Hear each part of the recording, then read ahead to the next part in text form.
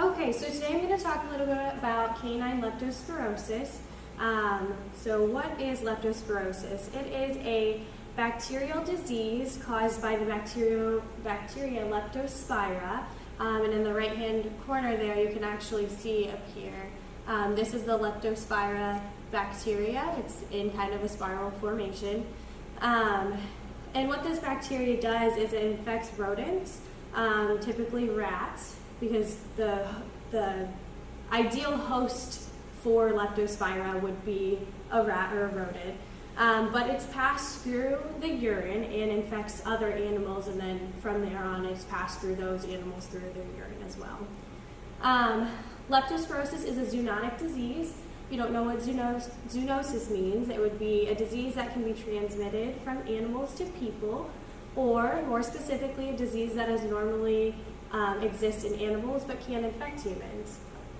And then this is most commonly found in areas with warm annual rainfalls. So that's a little overview of the disease. Some risk factors that you might think to consider in your canine are, so it most commonly infects canines. So you've got this rat, but the most common, so it likes rats as its host, but from there, the secondary host would typically be a canine. Potentially risky environments can include rivers, lakes, or streams. And I'll explain further why those are risky environments, but those are some risky ones, as well as rural properties with increased wildlife exposure. So if your pet is near an area that has like rodents or raccoons or rabbits, wildlife that could more easily be exposed to the leptospirosis disease, that can be passed on to your canine if they have an increased exposure with them. Contact with rodents or other dogs is also a risky environment. If another dog has this bacterial infection, then it can pass it to your dog if your dog came in contact with its urine as well. Any openings possess a risk. So this kind of goes hand in hand with the rivers, lakes, and streams.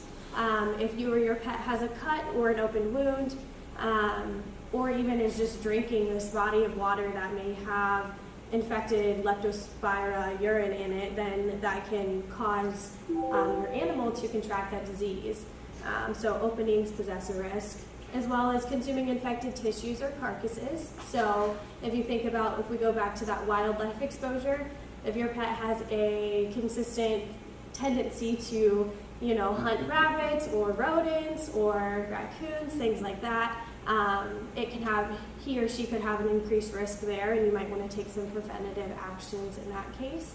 And then something unique that I really did not know about leptospirosis is that it can be passed through the placenta. So I was reading a little bit about it, and they said it's not typically passed through breeding, so male to female, but if that female dog, so if you're thinking about breeding your pet and you have a female dog, I think it's very important to make sure you take preventative actions, because if she contracts the leptospirosis disease, then that could infect her entire litter because it can be passed through the placenta to the children, the puppies. Fetuses, yeah. Fetuses, puppies. Yes. So those are some risk factors. And if we go on, if you're worried that things are lining up, your pet has a high risk of leptospirosis, and then you're starting to see some risky behavior, these are some signs that might indicate leptospirosis. So fever, shivering, extreme muscle tenderness, reluctance to move, loss of appetite, dehydration, vomiting, diarrhea. A big one is jaundice. So if you notice yellowing of the eyes, mucous membranes of the skin, that can indicate a sign of leptospirosis, and that's linked with the kidney failure, so it can cause kidney failure. I didn't finish that sentence. Also, another sign can be bleeding disorders, so you want to watch for blood-tinged urine, blood-tinged saliva, stool, and or nosebleeds. So those things are more indicative of the Leptospira bacteria.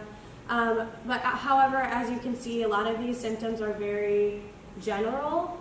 It could be many different things pointing in this direction. So, if your dog has a fever, that's not necessarily saying that he he or she has leptospirosis. So that's why I added here at the bottom. Some symptoms may align with other diseases. So it's very important to make sure you contact your veterinarian for diagnostics. So from there, if we want to learn a little bit more about diagnostics and treatment and prevention, the biggest thing that you should do is if your pet has an increased risk, as we talked about all those types of risky environments, you should definitely make sure that you vaccinate your pet for leptospirosis yearly.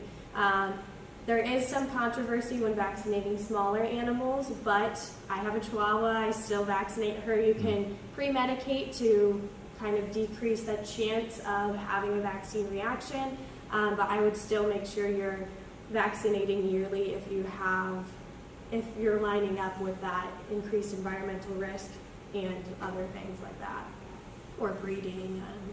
Just good idea to take preventative action. And then as far as treatment, say your pet is diagnosed with the leptospirosis disease, the prognosis is typically good as long as it's treated early and aggressively. So the prognosis will typically change if you catch this months out, like they've had it for months, then the prognosis might be different. But it's typically good if treated early with aggressive treatments. So the way veterinarians typically treat are with some form of antibiotics. And as far as a pet owner, if you have a pet that does have a leptospirosis disease, you want to make sure you avoid contact with their urine. And make sure you're wearing gloves to avoid that contact. And then when you're cleaning up any type of messes, you want to clean with a strong disinfectant to make sure you're not spreading that, since it is zoonotic. And then I wanted to put this picture up here just so you can kind of see how this bacteria moves through kind of, not necessarily its life cycle because it doesn't really change life cycles, but it moves through its hosts. So we've got this Leptospira that's infected down here in this rodent. And as you can see, this rodent passed it through his or her urine into this body of water. And then we move towards this human who's got a cut on his leg, so he could contract that disease from this urine in the water. And then you can also see we've got a wild animal over here, and this wild animal is also urinating in the same body of water, but it also looks like he's getting ready to drink as well. So he could contract that disease from drinking in the water, and the cycle goes on. So this bacteria just continues to live in these open bodies of water.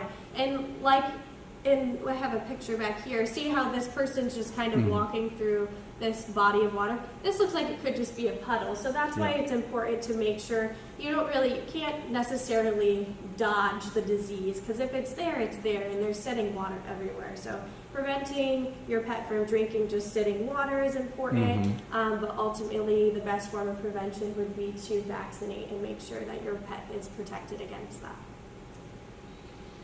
And those are my sources. There's your sources. Yeah, because that diagram is good. Go back to one slide. See, the rodent could be far from the stagnant water, but the runoff when it rains carries things all over. So for sure. You, even if you had like some pond fenced off where you knew wild animals didn't go, it wouldn't help you because the runoff can carry, the urine infected.